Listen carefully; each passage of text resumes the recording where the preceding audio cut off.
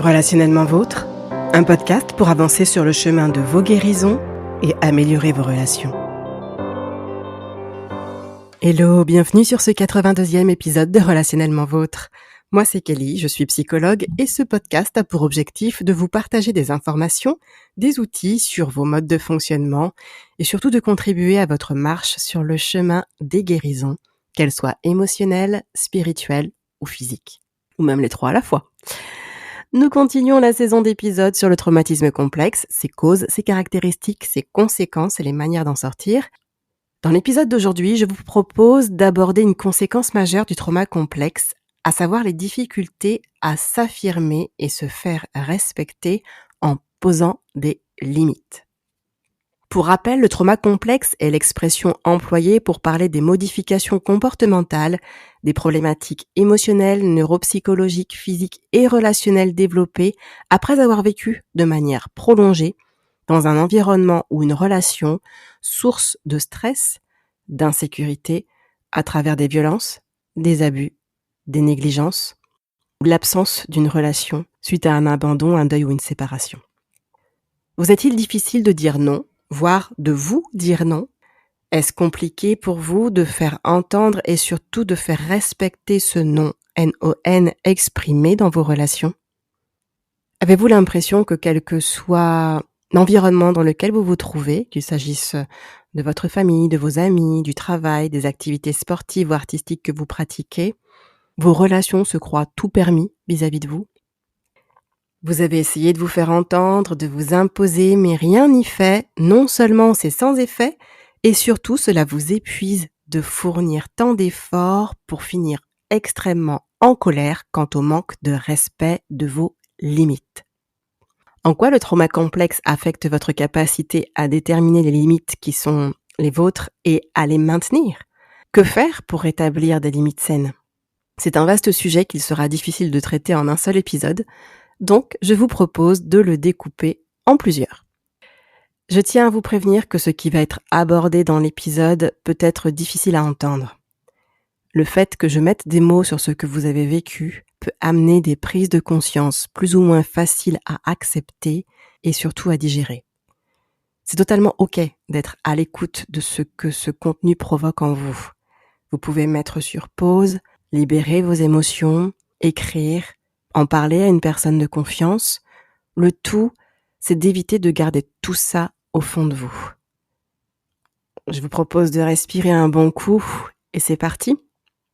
Tout d'abord, un rapide rappel au sujet de ce que sont les limites. Les limites représentent les principes, les règles que nous fixons en fonction de nos valeurs, de notre culture, de notre histoire, bref, en fonction de notre cadre de référence. Nous avons des limites externes, c'est-à-dire des limites relationnelles qui affectent la façon dont nous laissons les personnes que nous côtoyons entrer dans notre vie, les manières dont nous nous attendons à ce qu'elles nous traitent de façon respectueuse, aimante, etc. Les limites externes servent à protéger la relation ainsi que ses membres, donc elles servent à nous protéger ainsi que la personne avec laquelle on est en relation.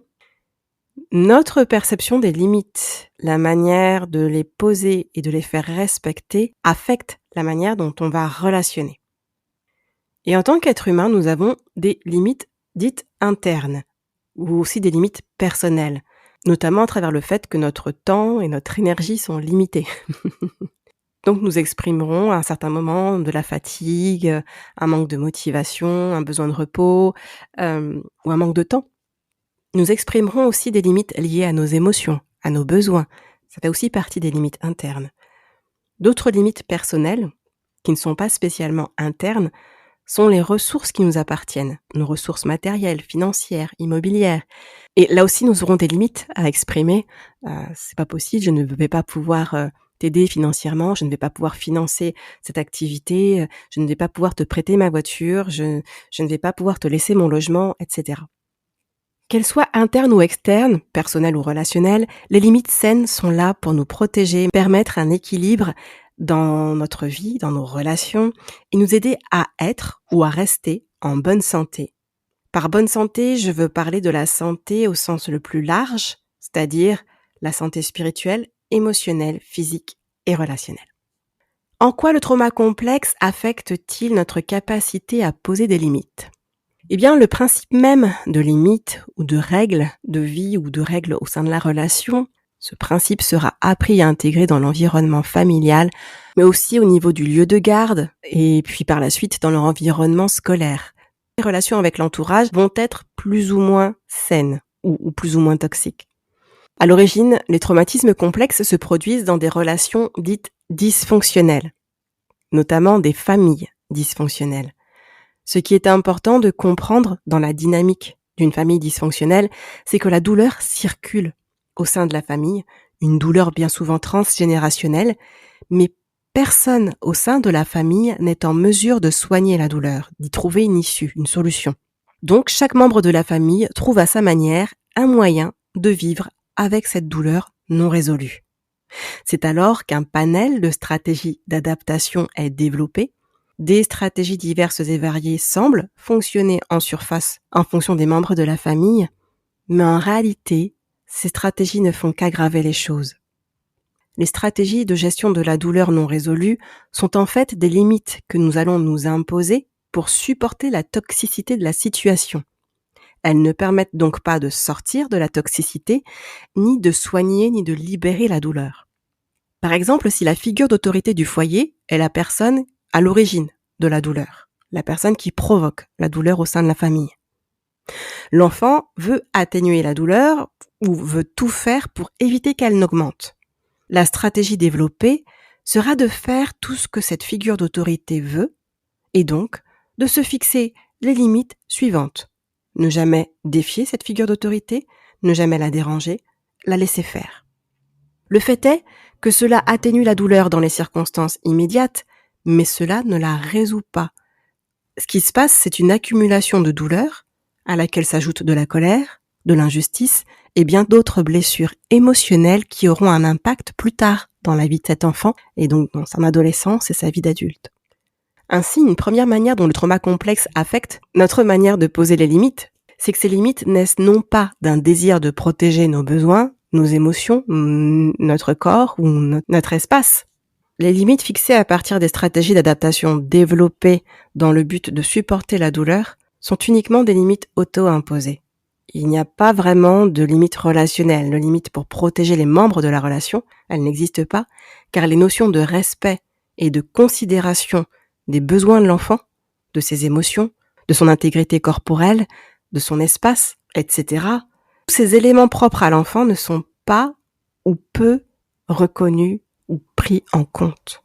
Au final, ces limites auto-imposées semblent fonctionner en surface, mais c'est néfaste car les besoins des membres de la famille ne sont pas satisfaits. Il n'y a que la figure d'autorité qui génère une forme d'intimidation qui va obtenir ce qu'elle veut.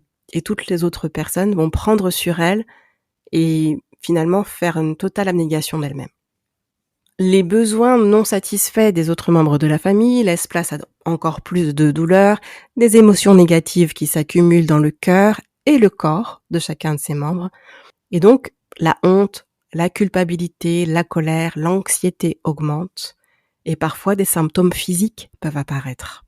Des maladies de peau, des maladies respiratoires, des maladies inflammatoires, des maladies chroniques. L'enfant grandit et commence à penser que les règles sont là pour restreindre son plaisir, pour lui rendre la vie moins agréable. Il envisage alors que le bonheur se trouve dans la transgression des règles, dans le fait de sortir du cadre des restrictions. C'est là une autre manière dont les traumas complexes affectent notre rapport aux limites et nous pouvons donc avoir du mal à respecter les règles, les limites fixées, que ce soit celles fixées par autrui ou celles que nous nous fixons à nous-mêmes. Peut-être que c'est difficile, compliqué pour vous de vous discipliner, de respecter les bornes que vous vous fixez, que ce soit au niveau de votre santé, au niveau de votre sommeil ou d'autres résolutions que vous pouvez prendre. Vous avez l'impression qu'à chaque fois que vous fixez une borne, vous allez systématiquement vouloir la déplacer. Ça peut être lié au vécu de la manière dont les règles ont été imposées durant votre enfance.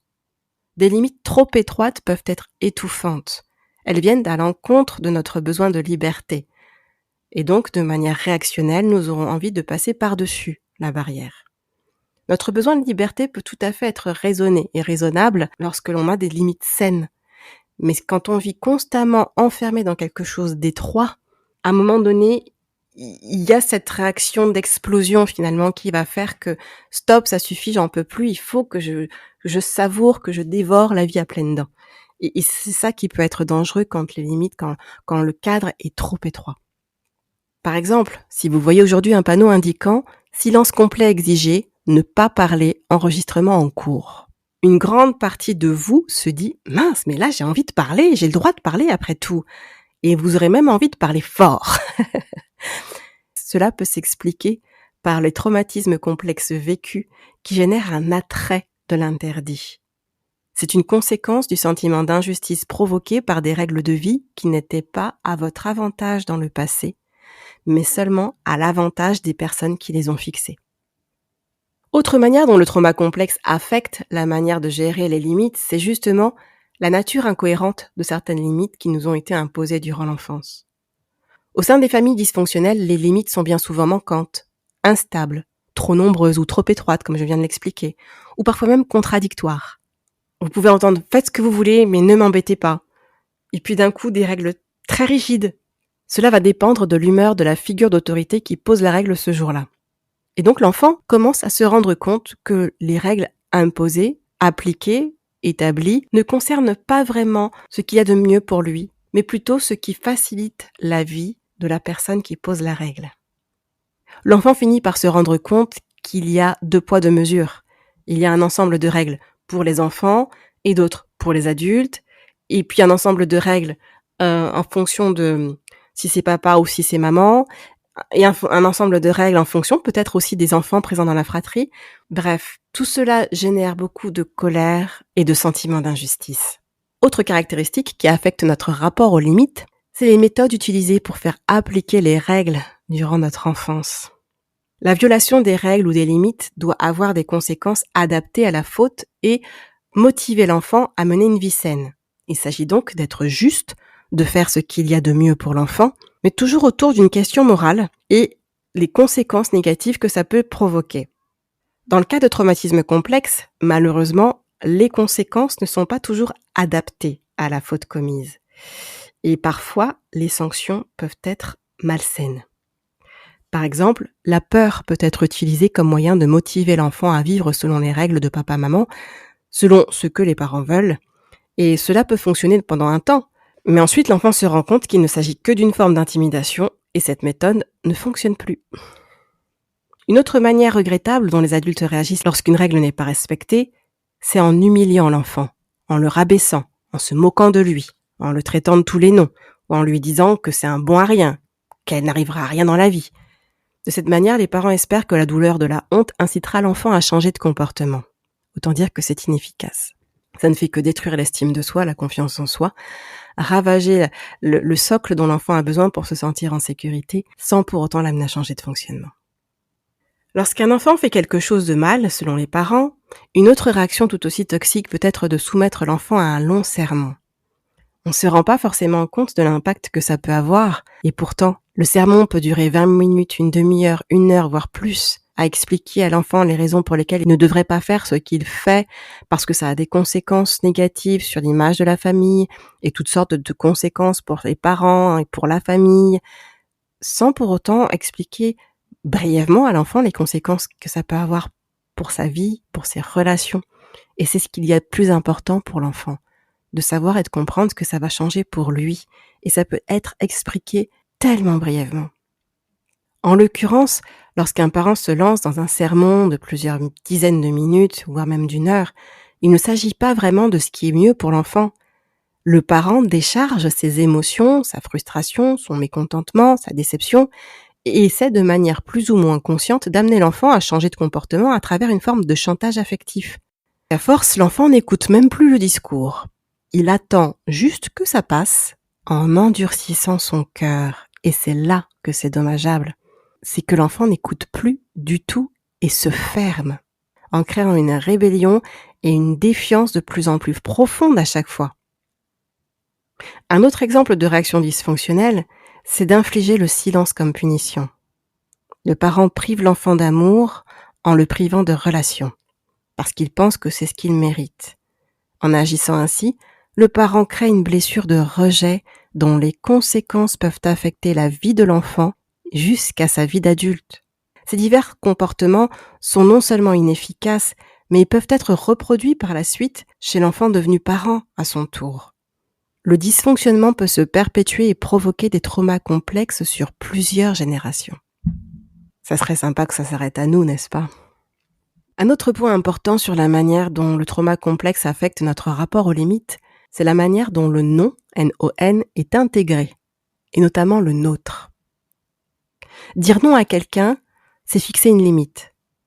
Mais ce qui peut arriver dans une famille dysfonctionnelle, c'est qu'un enfant peut mettre une pancarte sur sa porte pour dire « c'est ma chambre, n'y touchez pas, n'entrez pas sans frapper » ou « c'est mon journal intime, ne le lisez pas, ne vous introduisez pas dans mon intimité », les parents se disent « je fais ce que je veux, je suis chez moi » et ne respectent pas le non de l'enfant. Ils débarquent quand ils veulent, lisent le journal sans scrupule, ils ne demandent jamais la permission. Sans se rendre compte qu'en agissant ainsi, ils détruisent la valeur du non, N-O-N, de leur enfant et ne lui permettent plus de l'exprimer, quelle que soit la relation. Passer outre le non de votre enfant signifie que le non ne veut plus dire non en fait. Pour plusieurs personnes, cela peut vraiment causer de gros dégâts. L'enfant se rend compte qu'il n'est pas respecté, qu'il n'est pas autorisé à fixer des limites.